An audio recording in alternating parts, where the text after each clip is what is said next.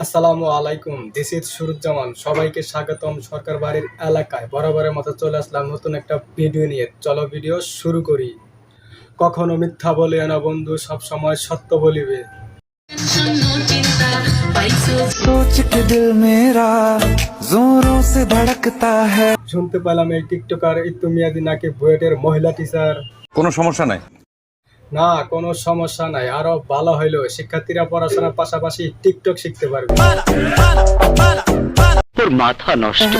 किसी और की छत पे क्यों শুধু পড়াশোনা করলে হবে না, টিকটক করতে হবে, অভিনয় করতে হবে, আর এগুলো হচ্ছে বড় বড় ব্যক্তিদের জন্য প্লাস পয়েন্ট। হিসাব বোঝো না, দুধু খাও। मेरा चांद चमकता है। আমার মতো ইতু মিয়াজির মতো টিচার প্রতিটি স্কুল কলেজে থাকা দরকার।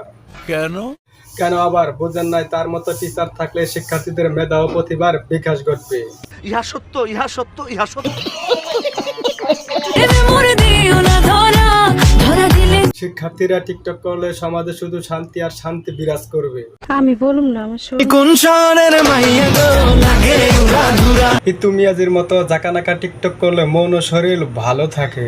বুঝো না এই ব্যাপারটা।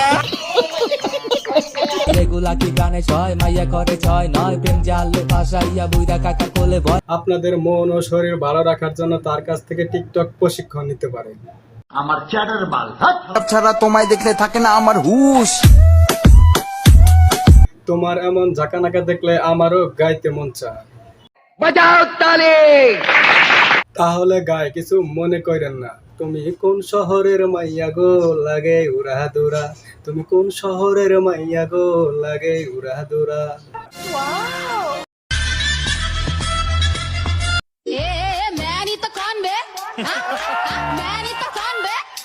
তার ঝাঁকানাকা ভাব দেখলে মনের ভিতরে শান্তি লাগে, মনের ভিতরে প্রেম জায়গা উঠে। I love you two.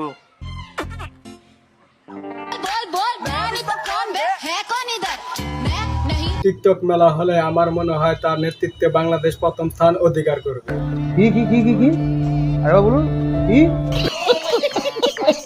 আজকের ভিডিও এই পর্যন্তই। সকলেই ভালো থাকবেন, সুস্থ থাকবেন। আসসালামু আলাইকুম বড় ভাই।